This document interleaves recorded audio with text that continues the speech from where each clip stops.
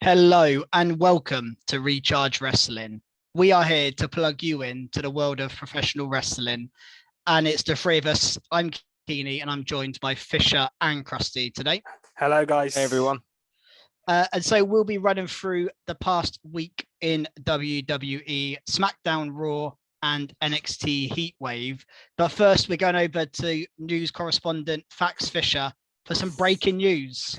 Yeah, so breaking news in the last couple of hours is that NXT UK is basically going to go on a hiatus as of September the 4th, which is after Worlds Collide. And then NXT Europe is going to come into play, I think, next year, is it? I'm not sure when exactly it is. A few months down the line. So that's an interesting change. I think it'll basically be a similar show, just rebranded and a few new people on it. But the sad part about it is, you know, a few people have been released from WWE today. But, you know, the good thing about that is if they're going on hiatus, they're not going to be doing anything anyway. So this gives them a chance to go and wrestle. They may well, some of them may well get offered the chance to come back, I reckon, later down the line. But there's no point in keeping them under contract if there's no show, is there? So, but obviously I've seen the list so far confirmed. Flash Morgan Webster, who I actually thought had already gone. Mark Andrews, who I do quite like. Wild Boar, Amal, whatever her name is, I can't pronounce it. Jack Stars and Dave Mastiff so far are the ones I've read. Well, let's hope a Recharge Wrestling favourite. God, why have I forgotten her name? Zaya Brookside. Zaya Brookside doesn't get released. Wow, that's a favourite. It's a real favourite. God, I forgot her name. It's been a long while since we mentioned it on here. I apologise for Keeney. Yeah, I apologise, Zaya. I'm your number one fan. But obviously this comes ahead of Worlds Collide. We've seen quite an influx of NXT UK stars on NXT recently, which we'll talk about when we review NXT. Yeah. I don't think we'll go too much into that now. But yeah, what are your initial thoughts on NXT Europe? I actually could understand them getting done or a hiatus, or however they're going to word it, you know, binning off NXT UK, because I just don't think it's really worth their time. To be honest with you, I don't know how many people watch it, how many people. It's obviously they basically do it in the TV studios with like minimal attendance. They have done for like a year and a half. Before that, it was COVID, so it can't be bringing in much money for them. And I question why they need an NXT Europe. We'll see when it happens, but I think you need one NXT. I don't know why you need to replace NXT UK. I think if you lose it, bring some of the top stars up, which looks like they're doing, and just being done with it. I just don't think you need to have another NXT. No, I do agree with you, although I remember Triple H's plan a few years ago now. I don't think Vince wanted it to happen, which why it hasn't, was he was going to have an NXT UK and an NXT basically all over the world. He wanted an NXT Japan and NXT Europe and NXT America. You know, he wanted basically one for everywhere. I don't know if that's him starting this plan. To find stars, isn't it? And make it more accessible to people in those areas and find people you may not come across. I mean, if you think who's come up from NXT UK to the main roster, I know it doesn't quite make sense because she's Australian, but look at Rhea Ripley. So she came from NXT UK. But you can still hold tryouts in these areas and still recruit talent. I don't think you need to have a show in each continent just for. No, I understand. Yeah, just for that. I get what you're saying. The problem is though with just NXT, you're not going to get enough airtime to show what these people can do. I guess I don't think sometimes from a tryout you can necessarily figure out how good a person is, and you don't get the fan interaction and things like that to see how much the crowd are into them. Yeah. But yeah, I mean, I wouldn't watch it if it was all over the world. I wouldn't watch no, because it's too many. Episodes. It's too many. You know, that's the issue. I might give Europe a go at first, and then I'll see whether I bother carrying on. Same here, because it's replacing NXT UK, which I don't watch every single one because I forget about it half the time. But I just keep up with it the best I can. But yeah, hopefully it'll be a good show and it'll be very similar presentation. But yeah, it's unusual. I don't know. It's one of those. I think we'll just have to wait and see. But like I say, it's just it's a shame a few people are losing their jobs in WWE, but quite a lot of them, I'm guessing, are going to come over to America work in NXT already are. You know, people like Nathan Fraser, A-Kid, or Axim as he's now known. And then we saw loads of people coming over for this show. So, you know, at least those guys are going to get TV time. We've seen Pretty Deadly move over another again recently, haven't we, as well? So a lot of the top talent, I don't think is a problem. The guys we've seen get released so far, other than Mark Andrews, I would say, are people that I wouldn't have expected to make it beyond to NXT and main roster WWE. They were always going to be NXT UK only people, as far as I know. Anyway, Mark Andrews and Flash Morgan Webster as a team, maybe the only ones that I could have seen doing anything else. So I think that might be why they've got released, possibly. Yeah, potentially. But, you know, at least we saw the likes of Gallus and people like that on NXT. So, you know, they're sticking around. Yeah. But we'll talk about more about that when we get to it. Let's move on to SmackDown, I guess. Yeah. Down. One thing to mention at the top of it, this was actually the highest rated SmackDown in 2 years, with 2.4 million views. Yes, I saw that. I thought it was in your own personal rating system you had for every SmackDown that's for me. the last 2 years. It's my highest viewed SmackDown. To be honest, it was one of my favourite SmackDowns in a long time. I thought SmackDown was stronger than Raw this week. I thought SmackDown I agree, was a near perfect 2 hours.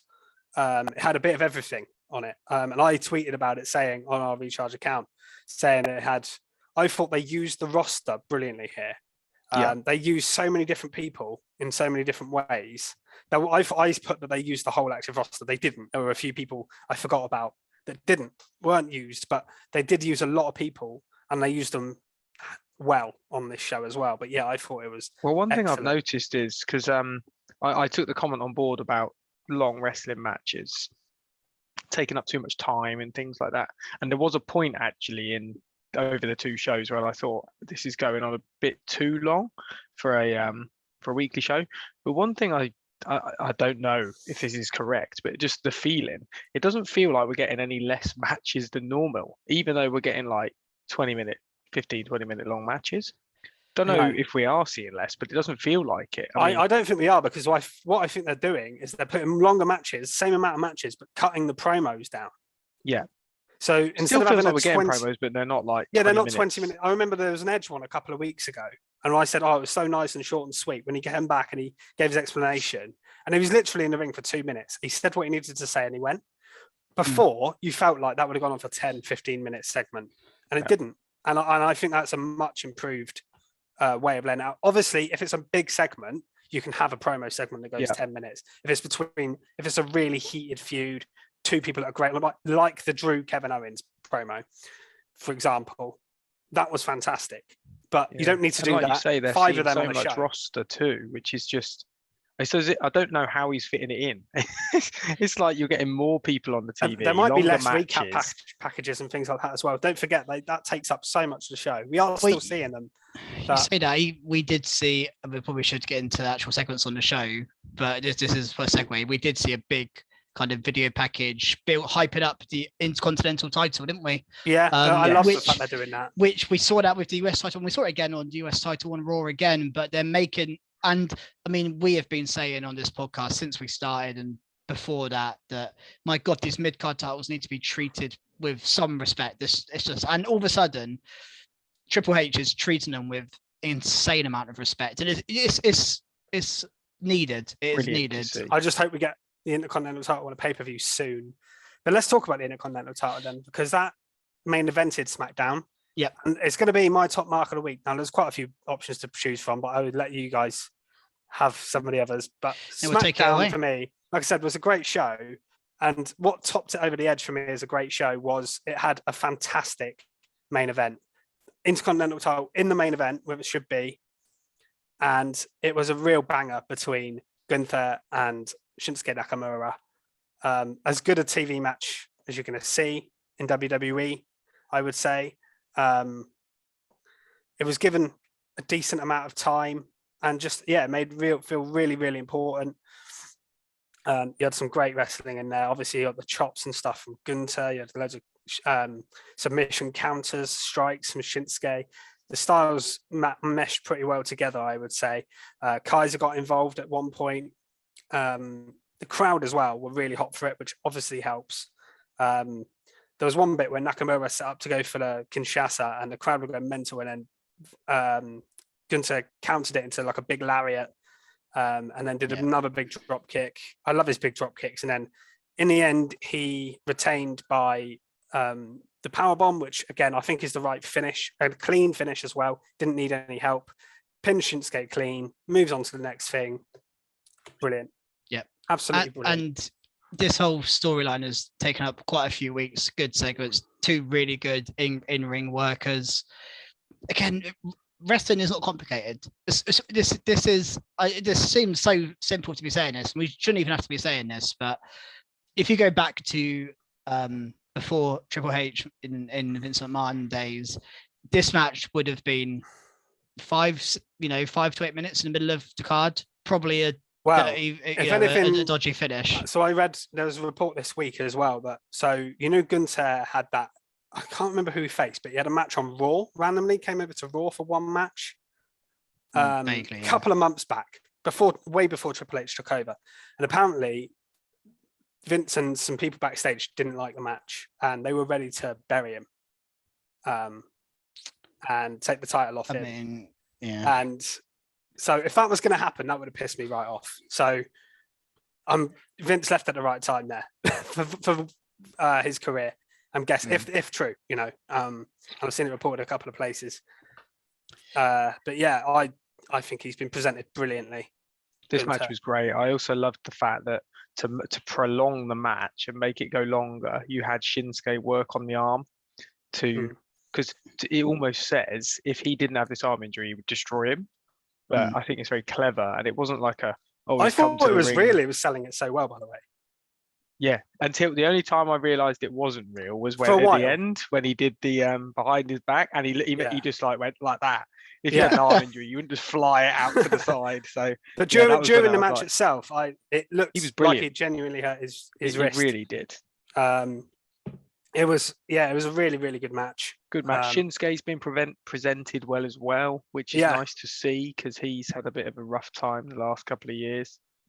Absolutely. This is what you got to do.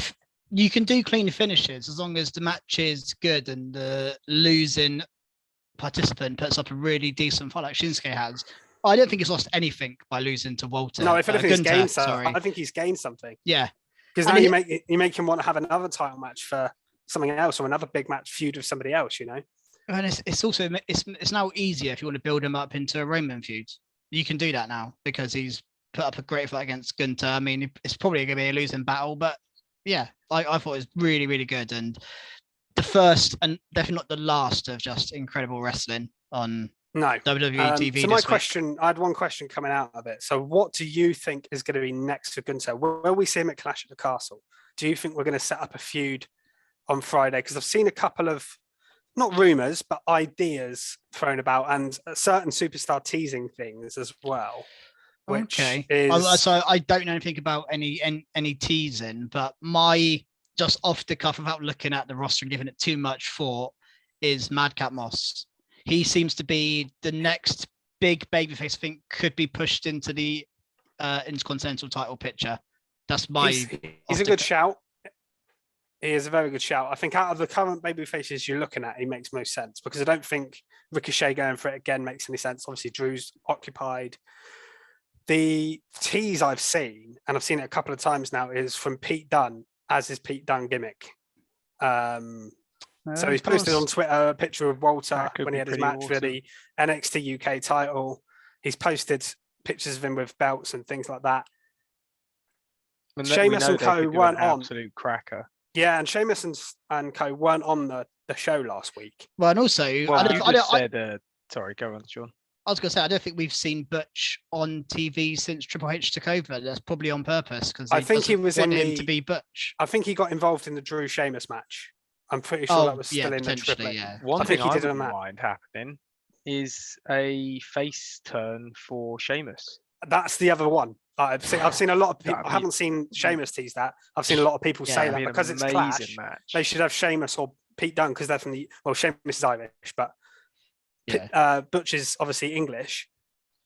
One of those two going for the Intercontinental title at Clash makes sense. And I've seen a lot of people saying it. I can see them doing it. I think Both they would should put a maybe quarter of a turn. match in. I think with the match with Drew as well, I think that there's an easy face turn for Sheamus. He's earned Drew's respect. They can shake hands backstage. Yeah. And I think Sheamus v Gunther could be about as good as you could get for the Intercontinental I think that might be the one they do. Yeah. I think that might be the one they end up doing. And I'd love to, if they do it at Clash, well, we're going to be very lucky to see that. Well, that's better than my Madcap Moss suggestion. Yeah. I think I don't think Madcap Moss is a bad suggestion, but I don't think that's a pay-per-view match necessarily. I think that might be one you do as a TV feud in between, maybe between Survivor Series, where you're not going to have the title defended on the show, because you're probably going to do Gunther v Lashley or something like that, aren't you, at Survivor Series? So you could do a feud with Madcap Moss or someone like that in between. But I think for Clash of the Castle, Pete Dunne or Sheamus would be absolutely perfect for the Intercontinental title match. Yeah. Should we go on to something else on SmackDown? And I wanted to move on to the women's title picture, because we had a contract signing between Shayna Baszler and Liv Morgan. And straight away, Shayna Baszler's presentation is better. Just she seems more like her old self, kind of a bit more ruthless. But interesting development here really is we got Ronda Rousey, who I was not expecting at this point coming out and interrupting a contract signing. I mean, do you think we're getting triple threat at Clash? I think we speculated it, haven't I? Yeah. Yeah. That's how Liv beats the both and gets some respect. And what I loved in this was the interaction between Ronda and Shayna. They haven't done enough interaction between the two of them. Yeah, we know they're friends. They come back at the Rumble. When Ronda come back at the Rumble, Shayna and Ronda interacted, and since that they've not done anything on TV. But here you had Ronda say, "You used to be a killer" to Shayna. And I thought Ronda actually here, clearly unscripted, was much better. Brilliant. Much better with her promo. One thing I wasn't sure on though was Shayna basically saying she plays by the rules and taking the mick out of Ronda, saying you must play by the rules. When a few weeks earlier, Shayna was snapping people's arms. That was a bit odd. I mean, that was a really weird line. I'm hoping we are. Again, I said this was a better presentation. I hope we're getting to killer Shayna Baszler again, and I hope. I'd be more than happy with a Shayna Ronda tag team. Oh, if Liv's keeping the title, which I think she should, the tag team titles are coming back. Shayna and Ronda as a tag team, a heel tag team, would be well, I think first, amazing. Let me give you my pred. Triple threat. Liv wins somehow. Hopefully not with a tap out at the same time as a pin. Not that. We then get a feud between Ronda and Shayna, possibly to Survivor Series. And they have such a banger that they earn each other's respect, then go tag titles, then possibly build to a Mania slot for them to have a match against the tag team champions. Yeah, I think Ronda, just Ronda and Shayna doing stuff together, whether it's teaming up, whether it's against each other, I just think it's an absolute no-brainer. I can't believe. I think Triple H will do that because he loves Shayna Baszler. I think Vince saw nothing in Shayna. That was the problem. Yeah, it's just Ronda Rousey's been in WWE for a couple of years now, and how they've barely interacted in a couple of years is just madness to me. It'd have almost been the first thing I did, but yeah. I mean, I do it on my universe mode every time I start a new universe mode on 2K22. I'm like, I do Ronda v Shayna feud or tag team, like one or two. No brainer. Yeah. Let's move on to. So we got a cool bit through the table here as well, didn't we? On this, well, so that was good. But let's move on to something else. Let's start with the show. Actually started. Let's carry on with the women, and we'll talk about the women's tag team title tournament. Started with a match, no promo, just starting of all things as well, with Raquel and Aaliyah versus Shotzi and Xia Li. Yeah, like out of the book. There's no way Vince does that as an opening match in a show, which I thought was really different. They had a decent enough match, I thought, given time. It was actually nice to see them given time. This is longer than all of Aaliyah's matches put together, basically, this was. Yeah. Thank God. And I thought it was a good showcase for Raquel, and obviously she got the win.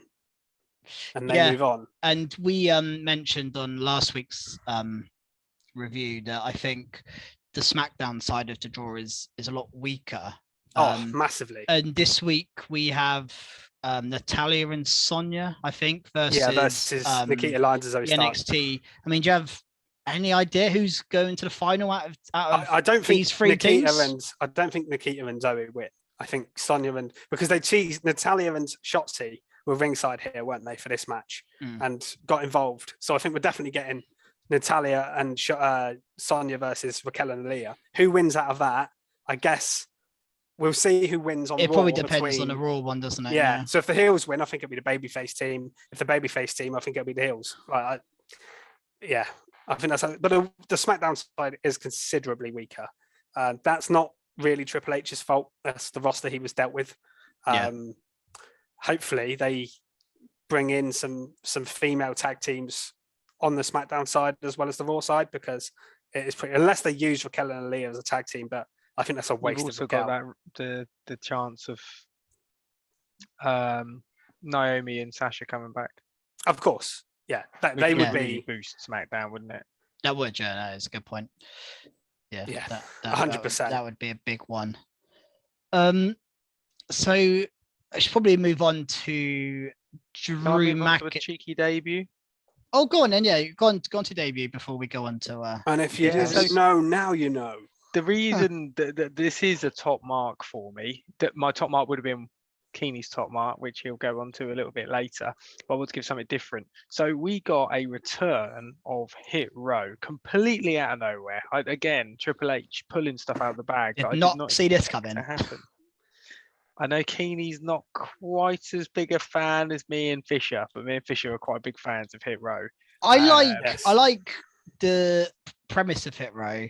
The only problem I have is I don't think B-Fab's, and if B-Fab's not wrestling, I don't think she will be. Yeah, that's the thing. I don't think she needs to. She's I don't either. If she's not wrestling and they're just them two, I thought this was a really, again, we asked a question at the end of last week's episode. Cool presentation, wasn't it? Last week I said, who's come back this week? Because last week we got a couple, Dexter and someone else, and Karrion Kross. So we got a few last week, and I was thinking, who's this week?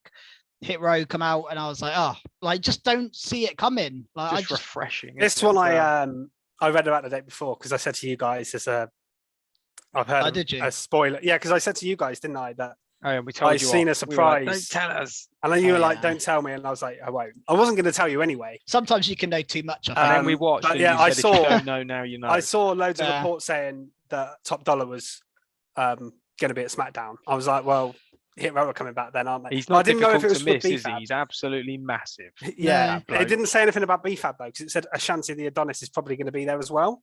But it didn't say anything about... I thought they might bring them back as a tag team. I think if they were just a tag team, they wouldn't get off the ground too much. I think B-Fab makes it different, makes it cool. They are very different. I mean, when they got released, we were like, well...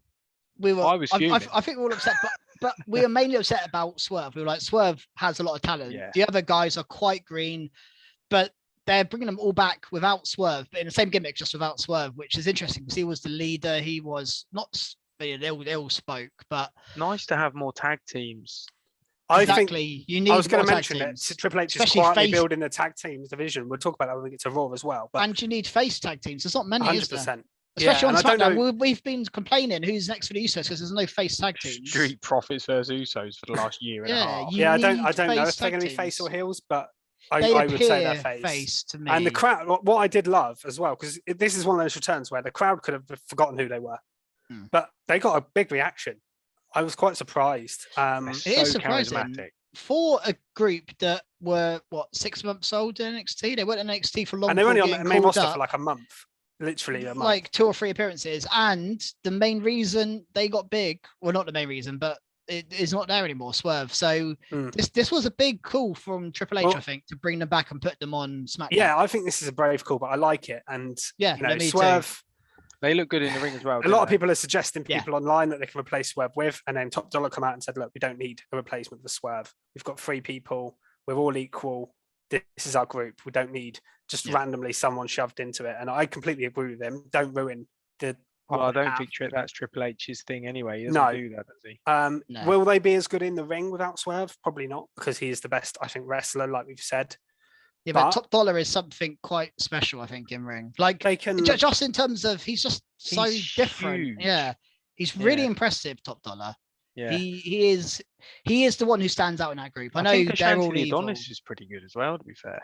and they complement each other quite well, don't they? Ashanti and Yeah, Top and then Dollar, having so, B-Fab at the side on the microphone to talk for them. yeah, I want to see them cutting promos like they did in NXT. I want promos, I want raps. Like that time they come Yeah. to NXT and did like a 4-minute rap. Well, they did it last time we saw them. They had a rap against Jinder and Shanky, didn't they? And Jinder and Shanky replied, and that was the end of Hit Row. Last time we saw them. They can carry that feud on now if they want. Yeah, Jinder and Shanky are still knocking about. Haven't done anything. Dance. Have not progressed since they left. Well, it'd be an okay first use for them to do, just as a squash. You know, they can beat them easily. And they had a squash match here, didn't they? Against two random jobbers. Beat them very Brendan very Scott and Trevor Irvin. Good. You got their names. I'm glad you did. In case they're listening. But yeah, great to see them back. Honestly, really, really happy to see them back. Yeah, me too. So let's move on to Drew McIntyre. Had a fairly eventful show. He's obviously one of the questions I had coming out of last week's SmackDown is, what does Karrion Kross coming back mean for Clash? And I don't think it means anything for Clash unless he gets involved in the match, but I don't think he's going to be added to it or anything like that. But we got Drew in the ring, cut a promo, and then Scarlett coming down to distract him. And then the Usos attacked him from behind, which isn't a surprise, I guess. The Usos doing what they do. Which then led hit a 1D, and a quite interesting interaction between Scarlett and the Usos, where they were both like, you know, not quite sure of each other. It was a bit like just interesting. I think honestly, we said it before, but Scarlett just brings so much to the Karrion Kross act. It's unreal how much she brings. And then we end up with a tag team match. I think Drew was going to fight them 2-on-1, wasn't he? The Usos. In the end, he had Madcap Moss. That was cool. He came out halfway through. Obviously, he's feuded Madcap Moss a lot earlier on this year, wasn't it? Like day one, Royal Rumble, that kind of time before the Corbin match. Yes. It's kind of come full scale now, where Madcap Moss obviously has turned babyface and helped Drew. So I like that. And Madcap, this is what I was talking about, getting people on the show and putting them in good spots. This is perfect. Madcap Moss coming in, helping Drew. Yeah, really liked it. And the match was pretty good as well. We also got before Scarlett come out, you got Karrion Kross and Scarlett actually talk as well. Well, I think it was mainly Kross. But he cut a good promo as well, talking about Roman and Drew being the chosen ones and how he was cast aside.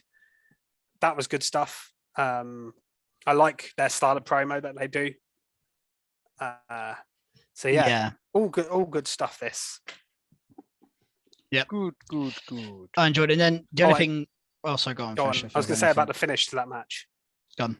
Yeah, I was because Sami Zayn gets involved, doesn't he? And then Drew, or was that after the match? I think it was during. Yeah. So Sami Zayn gets involved, and then after the match, Sami pushes Jimmy out of the way and takes a Claymore for them.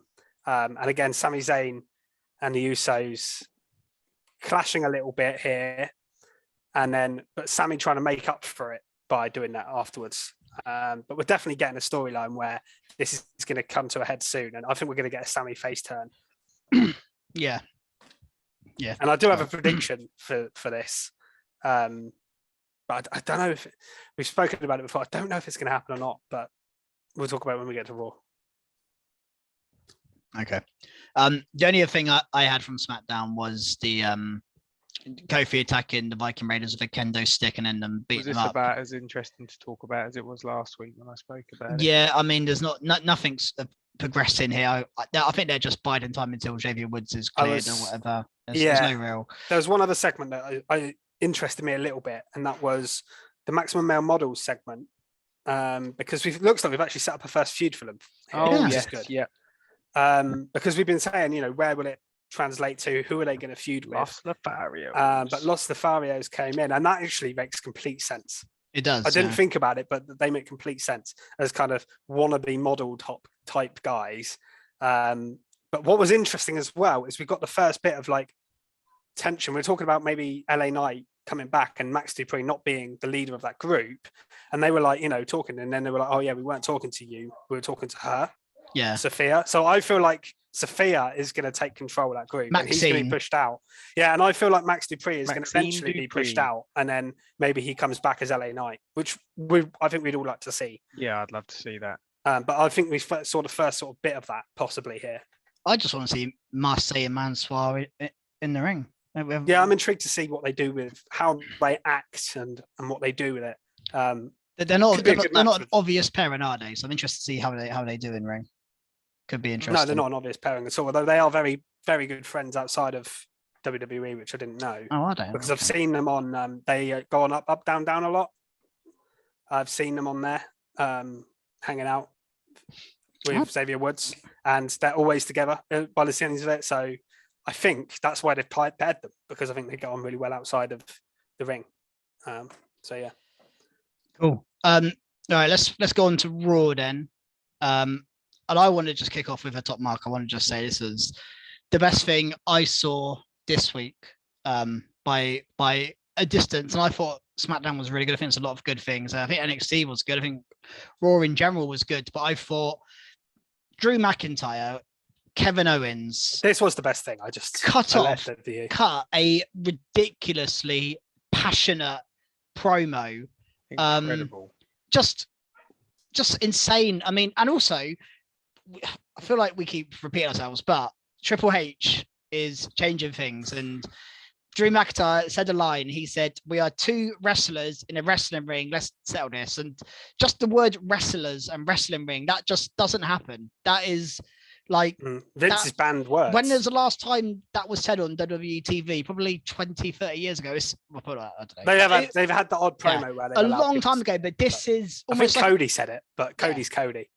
This is almost like a statement promo from Triple H to say, by the way, you go out there and you say, what you need. And yeah, just incredible. Such passion. I mean, Kevin Owens is so good.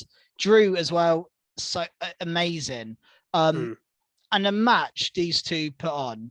Okay, we'll get to the end of the match, which does hinder a bit. Slightly, but not too much for me, because this is one of those scenarios where you can understand a DQ.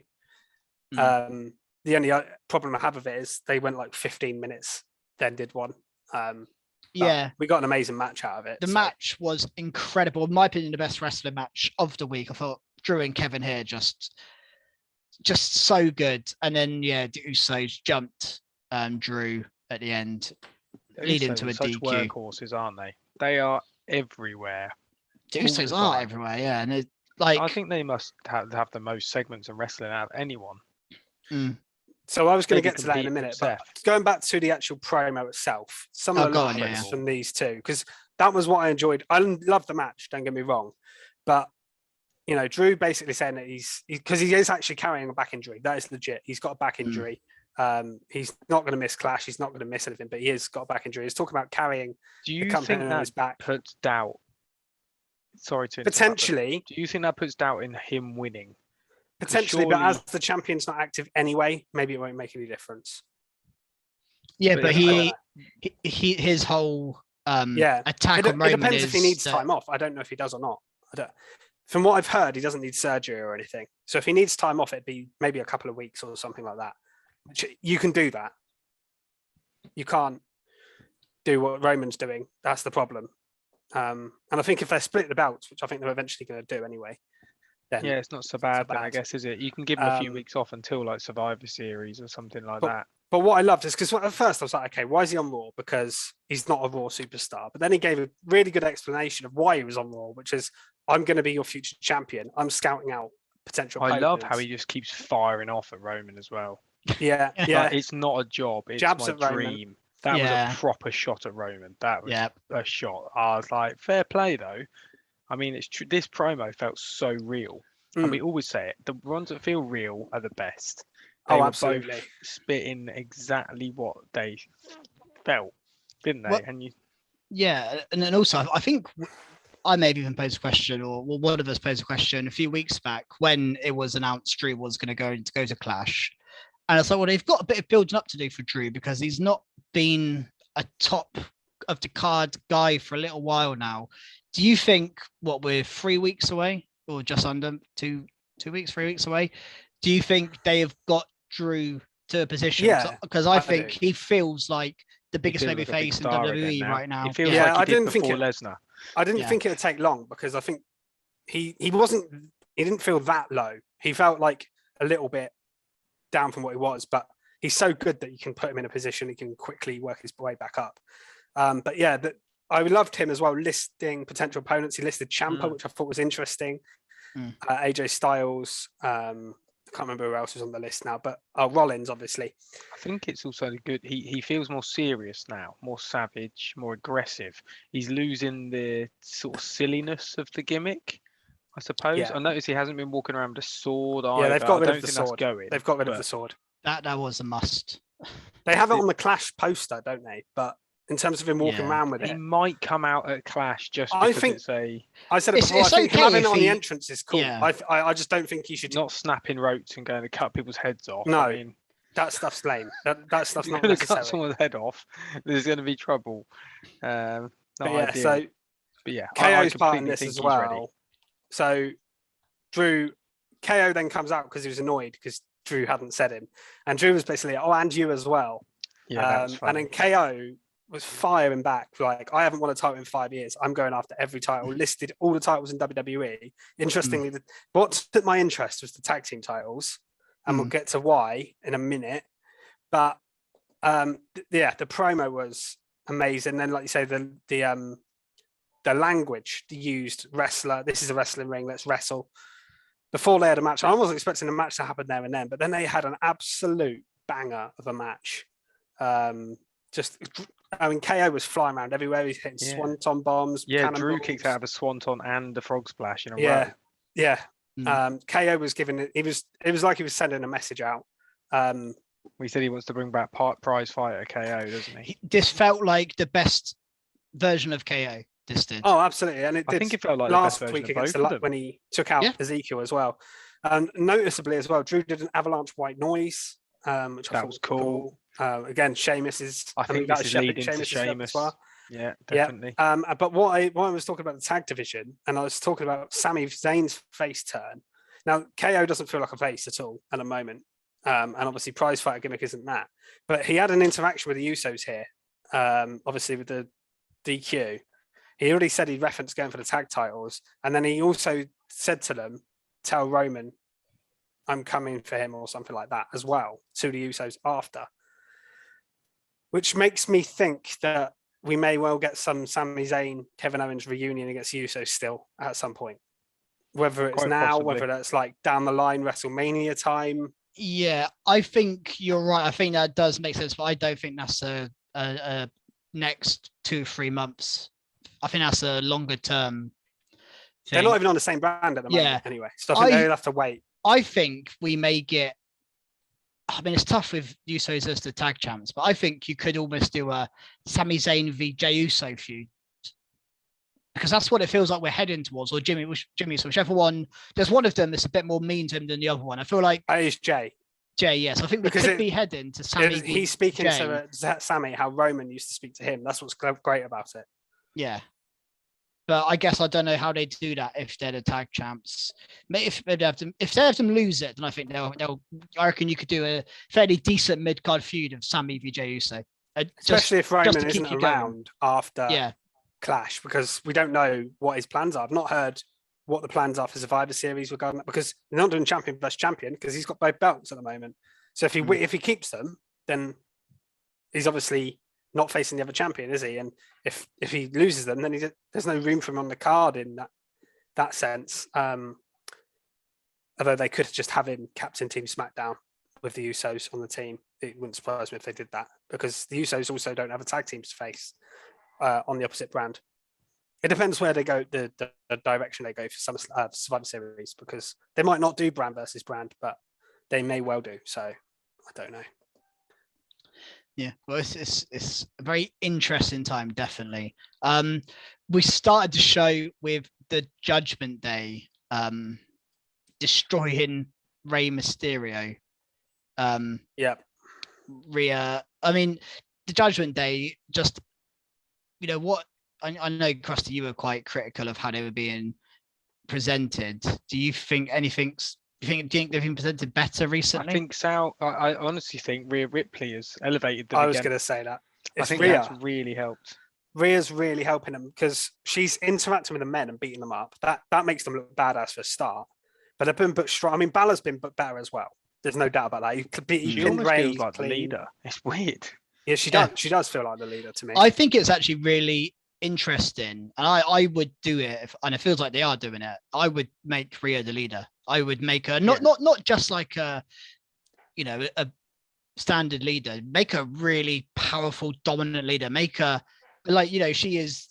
Every week she's beating up Dominic Mysterio, and they teased the match with Ray here a bit as well. Like she had a face off with Ray for quite a long time. The only thing that doesn't quite make sense with Rhea at the moment is she was number one contender to face Bianca Belair. And she got injured, and not like she's obviously more interested in beating up Dominic than going for the women's title, which feels a weird one. I think they're holding off on that match. Yeah, I know. It's just weird. I think weird it's not been you can do that at WrestleMania. I think Triple H has just sort of brushed that one under the carpet. Yeah. No. It's probably the best thing not to have her involved unless you're gonna have her win the title. But yeah, definitely. She definitely can't be involved at the moment. There's too much going on. There is a lot. There's a lot going on in the women's division, and we also saw another tag title quarterfinal here, which I mentioned briefly earlier. Alexa and Asuka beating Nikki and Doudrop to advance, which I thought was a really good match. Again, when I say really good, I mean it's just better than what I expect from a women's tag team match on a Raw. I expect it to be a 5-minute match. Nothing really happens. Move on to the next thing. But this got quite a fair bit of time. And Alexa and Asuka kind of work as a team, and I don't quite know why. I quite like them. I do like them. I think it's a really good pairing, actually. Yeah, to me, it felt like they put them together because they were two people that didn't know what to do with. I think that's the case, but sometimes that works, doesn't it? And in this instance, I think it really has. They're a very popular team as well. Both of them can wrestle. I have no issue with this at all. And do you have any predictions on Alexa and Asuka v Dakota and Io? It's weird that they're doing this now. I don't really understand. Yeah, next week, isn't it? Next week on Raw.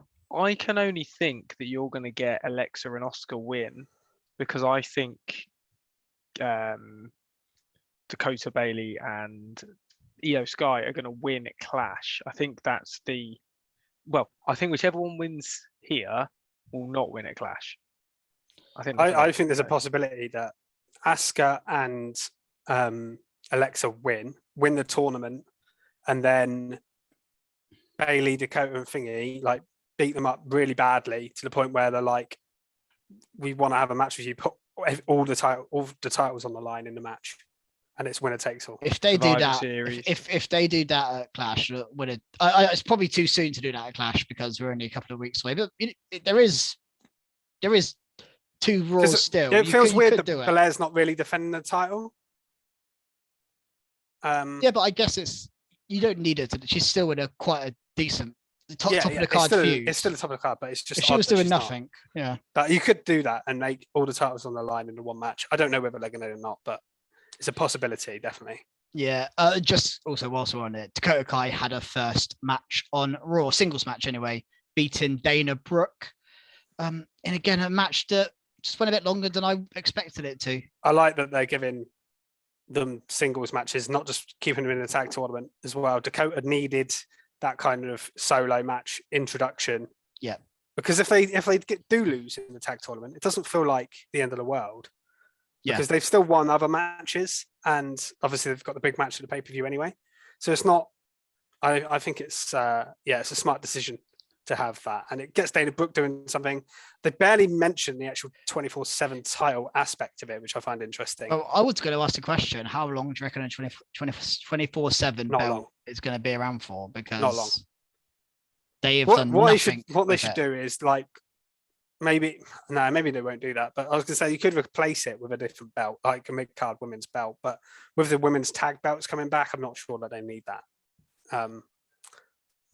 But yeah, I think they might just drop the 24/7 title because they haven't really done it. Triple H's shows haven't really done anything with it, have they yet? There's been nothing. And we've even had the Dana Brooks wrestled 2 weeks in a row now, and there's been there's been no people running around at ringside or whatever. None of that's happened. So no, which is good because whereas before we were seeing Dana Brooks v Becky Lynch and people running around during the middle of the Becky Lynch match. So that they were doing it every time Dana Brooks was on TV before. Now it's just not happening, which is good. Definitely is good.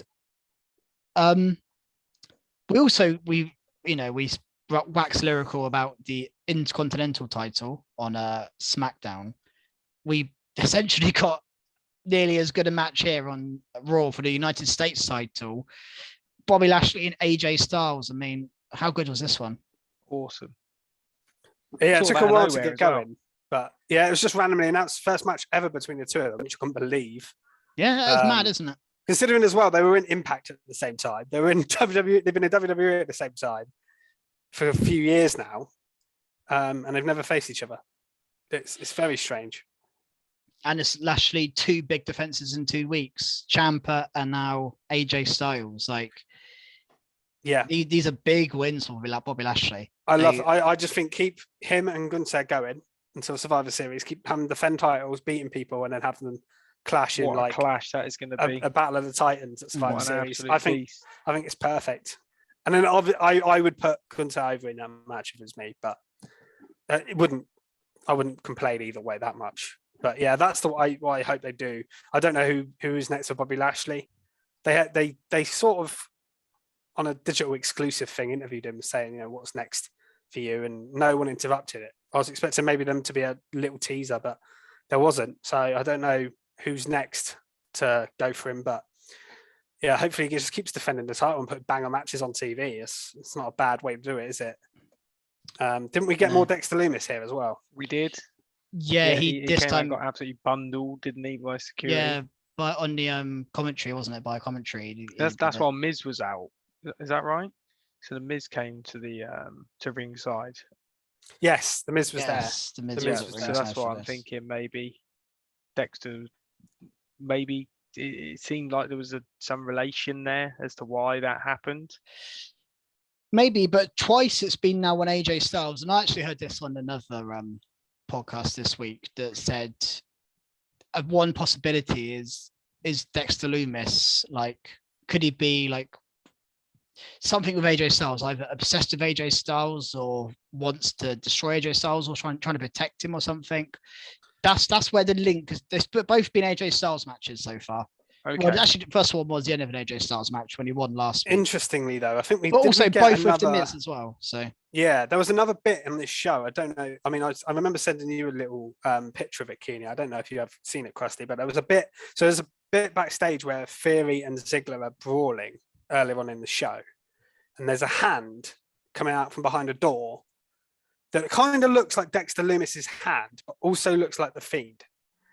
And hands got a glove on, just to clarify. Fisher's not just identifying hands. I was going to say. Either Dexter Lumis looks like Dexter Lumis's hand. So obviously Dexter Lumis has history with Theory as well. But yeah, so I thought that was interesting because it was very subtle and I didn't actually see it at the time, but it was something I spotted afterwards, which was really random. Yeah, well, I mean, I actually predicted last week we hadn't seen Theory for a little bit. Maybe they were waiting to do a big weight reunion, but we did see Theory here. We saw him backstage with Dolph, and I feel like we'll get to NXT though, but I still feel like there's something with the way going on. Yeah, no, I agree with you. I think so we actually, the main event of the show was Theory v Dolph after they brawled backstage, and I think this is Triple H handling something which I don't think he wanted. I don't think he wanted to do Theory v Dolph, but I feel like he had to follow up on it based on what happened just before he took over. So yeah, I think he just thought, let's just get over and done on a Raw main event. Theory beat Dolph, and just move on. Because I think why it was a main event. I think the US title match should have been main event. I agree with you. I thought something huge was happening at the end for it to be main event. Yeah, I thought something was going to go on. There was also quite a lot of time left, weirdly, when I was watching it.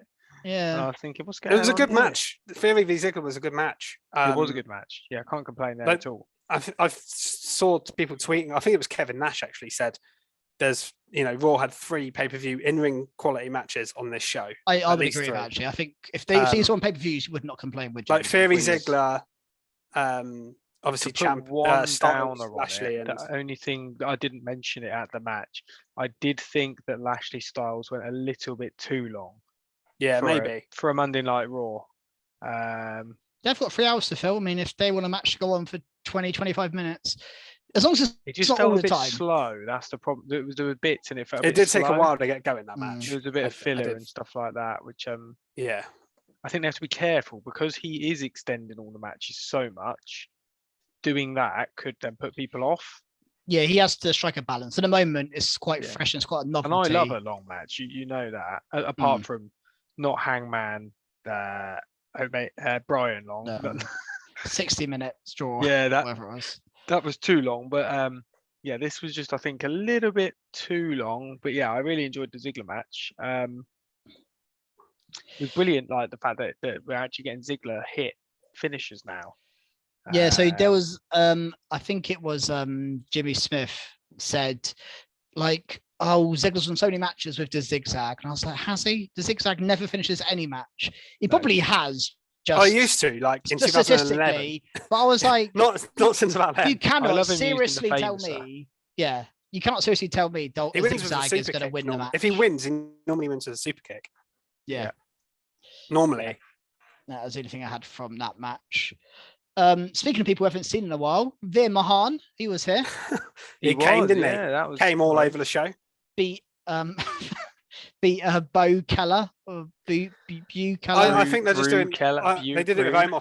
Omos last week, didn't they? Where they just have them in a random squash match. They did it with Veer this week, just keeping them in your mind. Yeah, not interesting. doing anything. But I mean, you guys happy with squash matches? Because we saw Hit Row have one, we saw Veer have one here. Just Omos last week. They're happening. I think you once need a show. to sort of have a little cheeky one. Yeah, I think they're Veer great was- in between the long match. Like we said, we got a 25 Yeah. minute match between Styles and Lashley. You get a 2-minute match here. That's fine. It's you know? interesting because Veer is another one that I think we may have forgotten about a bit because we hadn't seen him really since Triple H had taken over. I don't think No. we'd seen him at all. So No, we haven't. I was quite interested when he came out. I was like, oh, I don't think Veer's he's even there. been on main event or anything. Yeah. So He's one I thought Triple H might not have been that keen on, but got to see him here. we got. We have to talk about the Ezekiel. I love that update. segment. This Oh, was I thought that was hilarious. Yeah. So there's a hospital update from Ezekiel, and it shows his family, and it's Elias dressed up in loads of different. There's a kid there as well. I don't know why I looked at that. There's a The woman, dad was his great. mum, and then they had the dad speaking, which was Ernie Jr. I loved this bit. It This- is funny. brilliant. It is funny. Yeah, it's hilarious. That's all I've got to say about it, really. Yeah. Again, what do they do with Ezekiel? I don't know because I think they bring back Elias, honestly. I think that's where it will lead to. Ezekiel can't come back, so Elias comes back. Because I think Triple H will prefer the Elias gimmick. Personally. yeah, I mean, I think most people would. I Obviously, think. he had Elias in NXT. He did nothing In that in gimmick. NXT. He didn't do a lot. Absolutely Did not nothing. use him at all. He was called so, the Wanderer. yeah. His It's name was 'cause- Elias Sampson then, wasn't it, as well? Mm. Elias Sampson, man. But yeah, this was hilarious. We had a couple of other. Yeah, things there's to one talk other about. match. Miz and Ciampa beat Mustafa Ali and Cedric Alexander.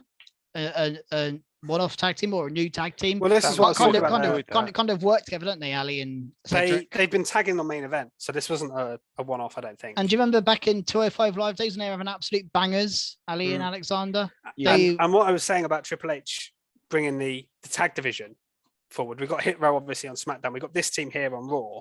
Kind of used. They'd mentioned Miz and Ciampa being a tag team as well. You could use them in the tag division. I think they're slowly building a nice tag team division again now. Yeah, which is desperately needed. And I think we might get. We'll talk about it when we get to NXT. We might even get one more yet. yeah, no, I know who you're on about. Yeah, I think Which would be really good. I think so. I feel like he's slowly building up a roster of tag teams again, and you never know if Johnny Gargano does come back, you can always have DIY as a team as well. or Gargano and Loomis, or there's a few options. Yeah. Like with Cedric and Ali, if you're not gonna, they've got nothing for them individually. That's quite clear. Just have them as why not have them as a team? And I think just they're a keep great them tag team to have involved together. in matches. like high yeah. flying, just exciting babyface tag team. Why not? And they've got history you can play off to team together. They had like that real mutual respect for each other when they were going for the belt and the cruiserweight. I like it. The other thing on the show, which I haven't mentioned, I'm surprised to mention this last, is Riddle and Seth Rollins is now announced for Clash at the Castle. Yeah. So Seth's waiting in the ring, isn't he, for Riddle? And he thinks he's not there, but he is. And then they come out and have a bit of a brawl. And the match is announced for Clash, which we obviously are very excited for. Yeah. And I think it's going to be an absolute banger alive. Especially as they didn't do it at SummerSlam and they waited for it to come here. I think they're going to put on a show. That's a surprise for them to bump it off SummerSlam just for Clash. But it's weird because apparently the reason was they wanted 8 matches on the card at SummerSlam. But I do not get why they bumped that one of all the matches. But you know, it's their loss is our gain, I suppose, because it means we get it. It's going to be insane, isn't it? It's going to be so good. Anything else from Raw? Did we mention? Apologies if I've completely missed it. Dakota Kai versus Dana Brooke. Yeah, we did. Yeah, we mentioned that. Yeah. Oh, sorry. God knows. Sorry, we can mention it again if you want. When I had to quickly disappear off the camera and did a Casper. Maybe. Oh yeah, that might have been. We talked about how great it was. But I enjoyed the fact that we actually got a proper match with no silly 24/7. Well, that's what we were saying about it. Yeah. Oh well, I completely missed. Go back and listen to the podcast, and you'll hear all our views on that match. Yeah. Sorry, everyone. That's right. It was good. Let's move on to NXT Heatwave. Very appropriate name. Yes, very. Yeah, say for not so much. Could be an NXT drought soon. We got a plethora of. I like the way this started. By big the way, matches with Paul Heyman doing the announcing of the card. Yeah, that was something different, wasn't it? It was different. It was different. Yeah, it was strange one. Cool. I'm going to start with the skid mark because I don't want to end on a skid mark. Yeah, let's get Here it. we go. Let's get it done with. The main event. This is mine as well. Which was a really good main event, by the way.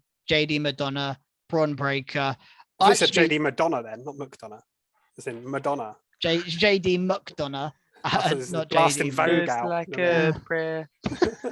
JD, he needs a prayer after that. McDonough. He does. He put up a great fight, a really good match. Braun Breaker. I did like the way it ended with him just being like, give me another spear and just like getting absolutely cut in half. He's a bit sadistic. He was bleeding from the mouth. Really cool visual. And again, I think it's interesting they put him straight in the title picture and had him lose. It's an interesting way to introduce him, but I think he looks really good. I think I said before, he's one I would have actually bypassed NXT altogether. I'd put him straight up to main roster. Devlin, McDonough, whatever you call him. But he is brilliant. Yeah, he is. But the reason for my skid mark, and it's not even what happened, because the idea of so basically we had Tyler Bate come out after the match to confront Braun Breaker, and throughout the show we'll talk about it a bit more, but we got NXT UK people coming up. It's to deal with the news at the start of the show about NXT UK hiatus, ending, whatever's happening with NXT UK. Tyler Bate comes out, but he comes out with the NXT UK Championship. And for someone who does watch NXT UK on a weekly basis, I'm up to date. And just last week, they started an NXT UK tournament for a vacant belt as Dragunov was injured. And we're still in the quarterfinal rounds. I think they did one match. I think Trent Seven beat Wolfgang, who we saw on the show. But the brackets were set up for a Tyler Bate Trent Seven final, which is a long-term blood feud, but they basically spoiled all of that by having Tyler Bate with the belt here. So we know Tyler Bate wins. We know NXT UK is pre-recorded, but they have just, and again, I made the point at the start of the show, how many people watch NXT UK is probably minimal. So this is why they did it, because they thought, well, it's very little damage by doing this. But just from a personal point of view, it's kind of ruined NXT UK for me. You can't do that. They should have showed them all. They should have just said, right, as a final hurrah, we're going to release them all so you can watch all the tournament. Yeah.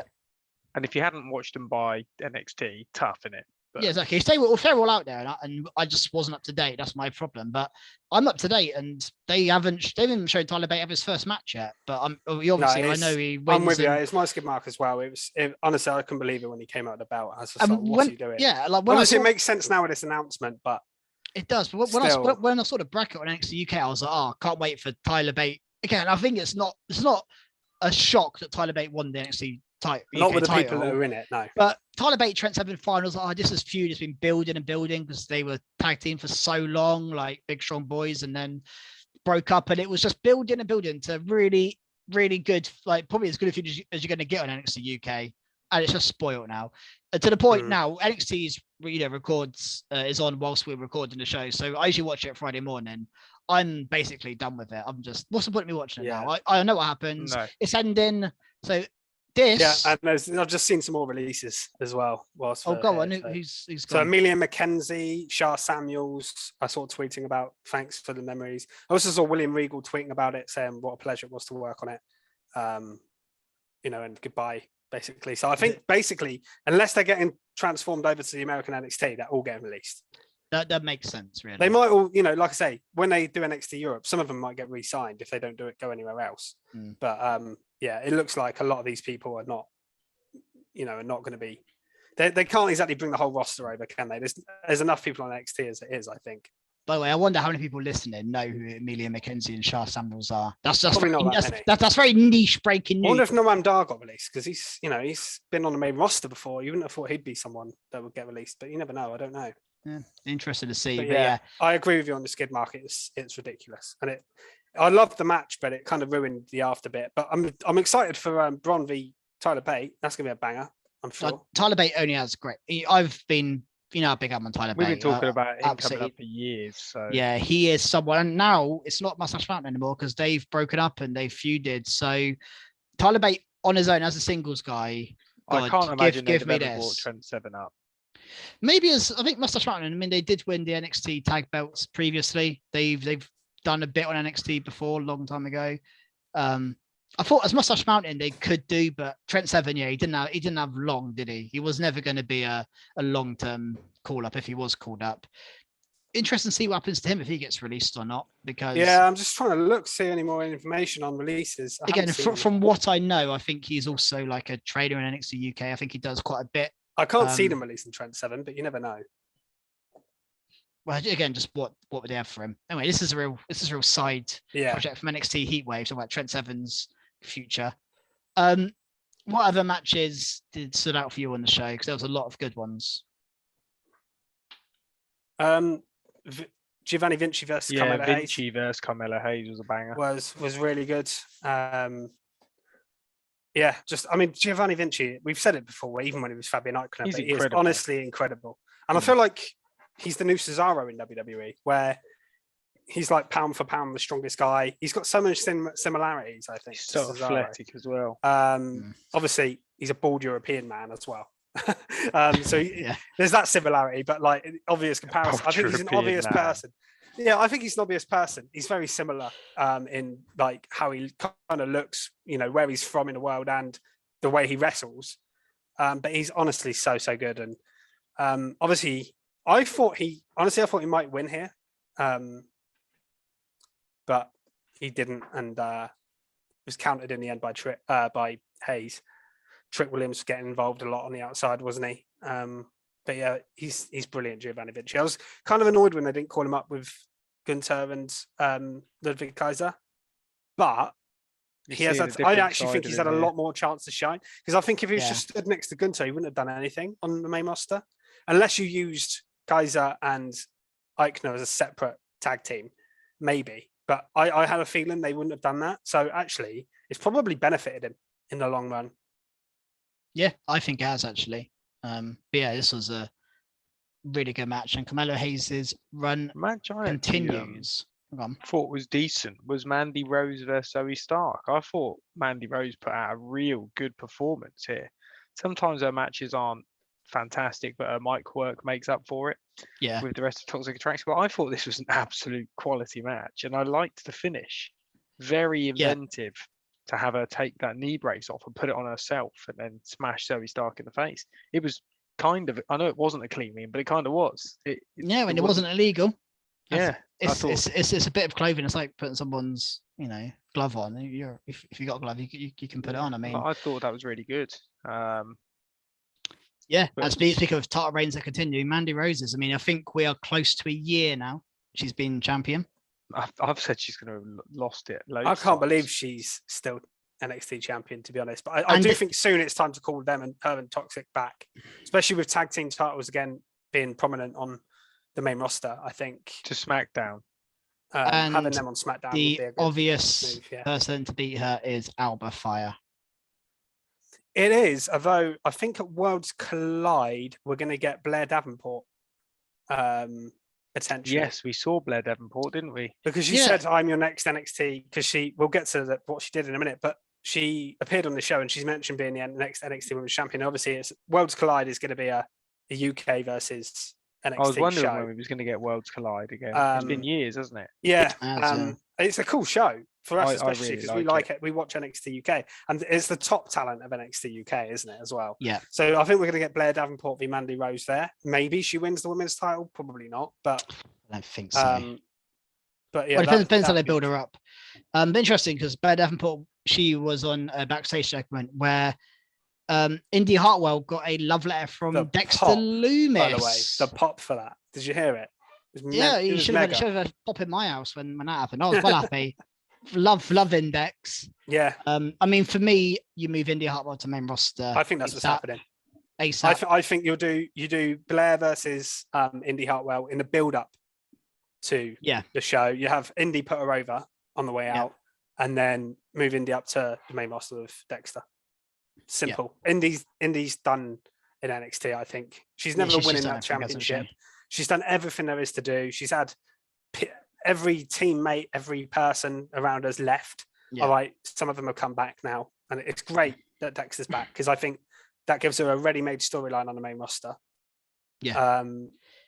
I just loved that they fought to go back to that on NXT. Like it's just really really cool moment, I thought.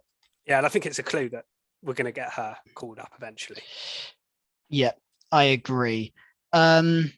Speaking of, sorry, go on. I was going to segue.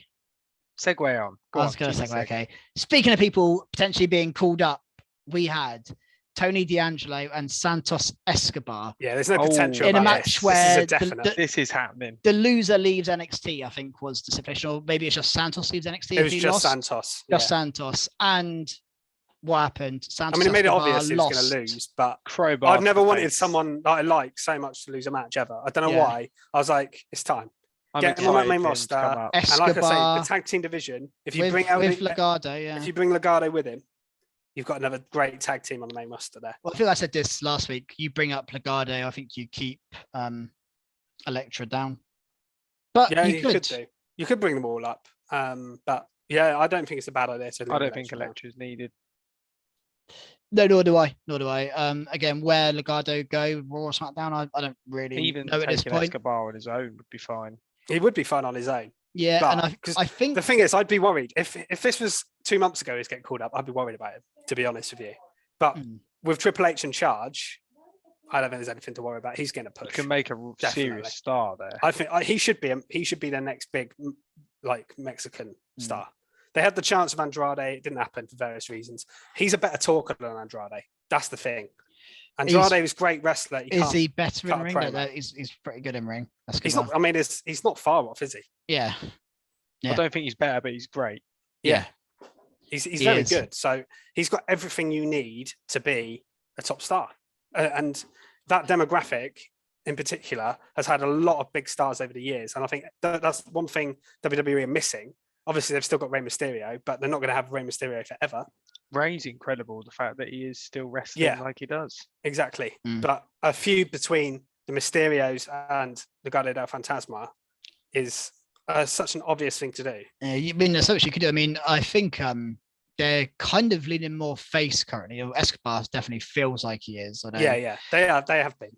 What happens? I mean, what we'll say, I mean, the match itself was really good, but I say for a street fight, not massive amounts of street fighting, I would say, but good match nonetheless. And I I really love liked the finish, by the way. Yeah, but I'm just gonna say I really Yeah, liked it's cool. Escobar's entrance. I thought he looked Yeah. big time. That last Big bit, I was time. like, this is he feels like a star. This felt like a goodbye, didn't it? A Yeah. proper, Oh, 100%. give him the full on entrance. You knew he was losing, but I yeah, wanted him to lose. I was like, He's been on there. He's been in NXT for quite a while now. He was back when they did the Cruiserweight Classic. Yeah. It was, yeah.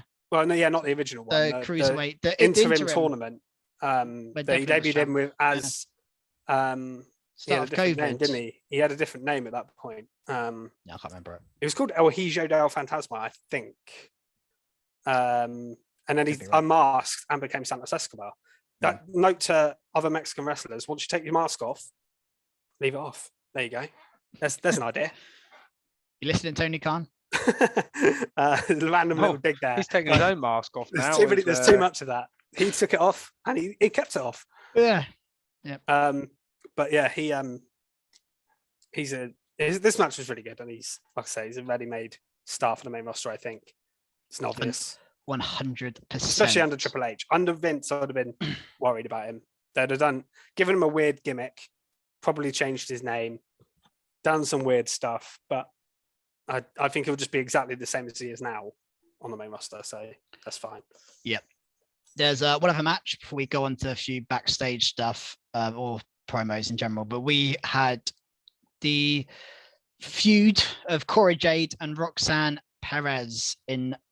This match wasn't a DQ match, was it? But it kind of felt like it was at certain points when we had the baseball bat introduced towards the end of the match. And the finish from Cora Jade onto the baseball bat to beat Roxanne. This doesn't feel like this is over. I feel like there's more to come here. This doesn't feel like a blow-off match to me. No, I could see this carrying on. I could see this continuing, definitely. I think Roxanne will get a win in this feud at some point. She's got to get revenge, really. I think we could go to 3 matches there. I enjoyed this. It's good. I like the presentation of them both. I love Cora Jade. Cora Jade's presentation is a lot better than it was. Has come so far. Her wrestling as 100%, yeah. She can wrestle. We said she couldn't for a while. It is she really. She it's like she deserves the spot. They pulled the trigger too early, I think. Which is a bit of a shame because I was disappointed. But actually now, her promo work, her presentation, her in-ring ability has really elevated. Yeah, no, I agree. I think she looks. So fair. When you look at the top of the card in the women's division, I think you may put Mandy, then maybe her or Alba Fire. She's right up there. Is essentially what I'm saying. She's right at the top definitely of the a card. future star. Yeah, she is, and a future NXT champion. I would predict as well. Yeah. Don't know. Yeah, brilliant idea. Yeah, definitely.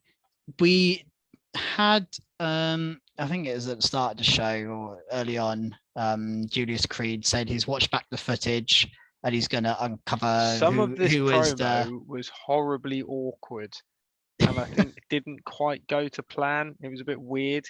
It was like they didn't know what they were saying. But the actual premise of it. Yeah, I wonder whether there was a cue missed or something about people not coming out and attacking. But we got Diamond in the ring. Again, it's not completely what we expected, blaming Roderick Strong.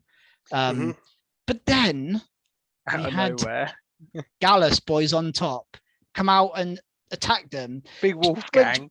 Which I never thought I'd see Wolfgang get called out. What a legend.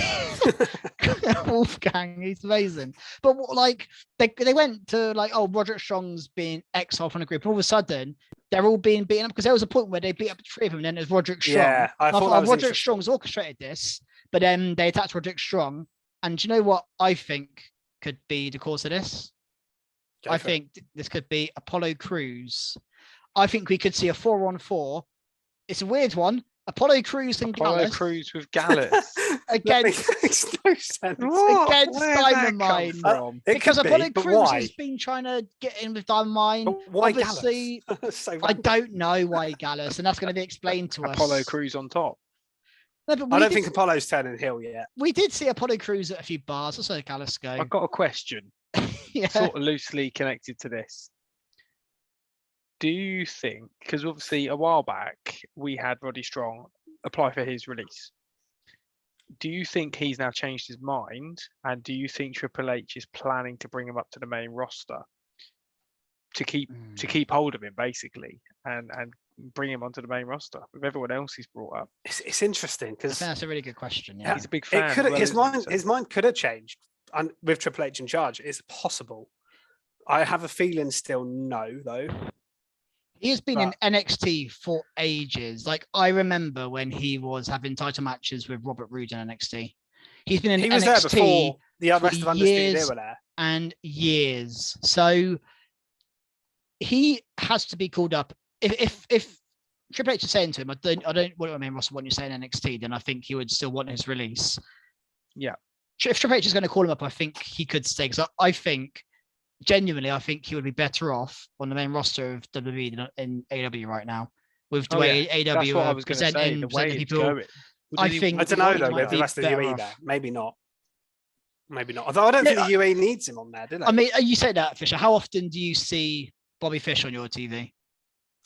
No, it's not every week. At one point, he was like the MVP. He was on TV every week. When's the last time we saw Kyle O'Reilly wrestle a match or do anything of significance?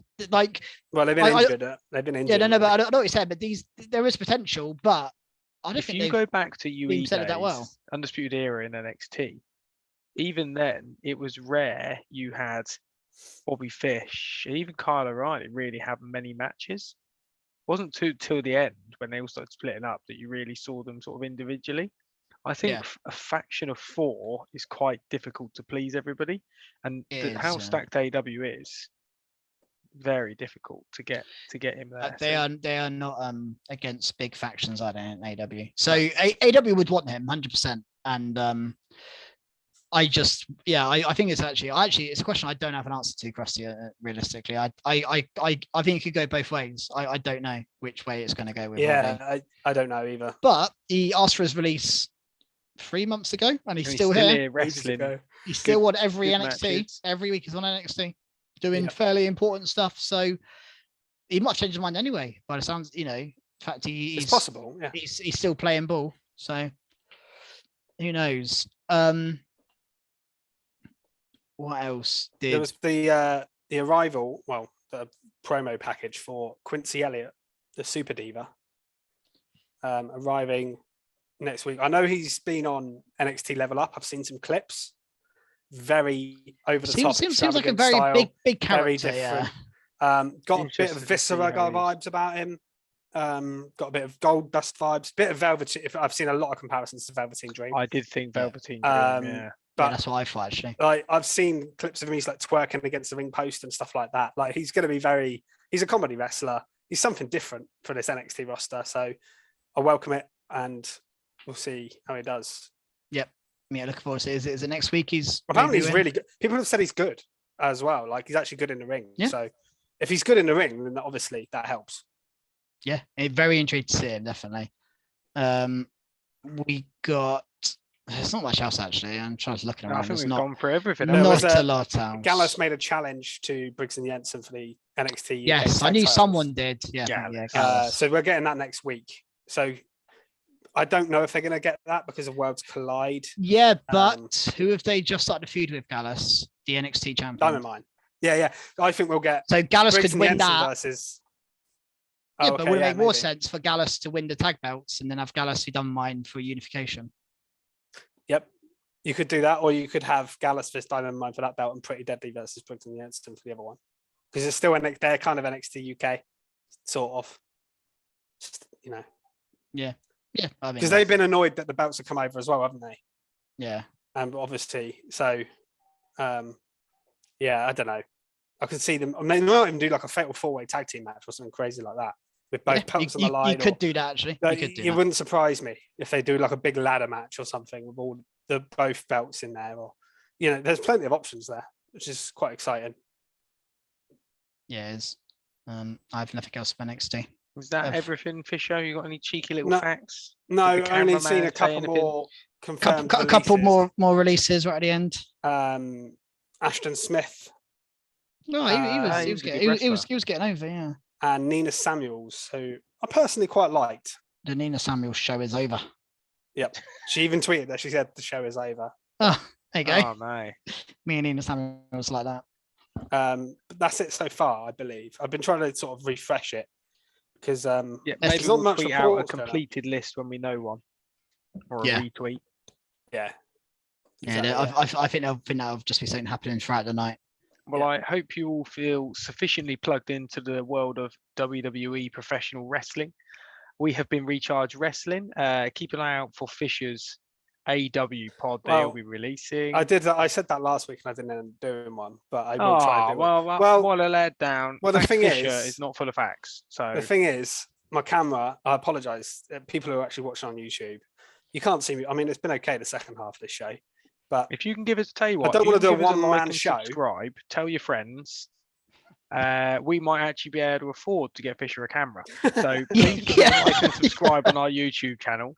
Search Recharge Wrestling. Follow us on Twitter at Recharge Wrestle. Interact with us. Ask us questions. We will actually answer them on the podcast if you do ask us a question. Yeah. no, I will do an AEW one this week because I've got a lot to say about this week's episode. There was, so I think I will I try can't and do wait one to listen tomorrow. to Fisher's rant on Something to AEW. tune into. Yeah, tune on in. So yeah, check out that. Check out all of our content, and we'll see you next week for another WWE podcast. Thanks for listening. Cool. See you guys. Goodbye. Bye.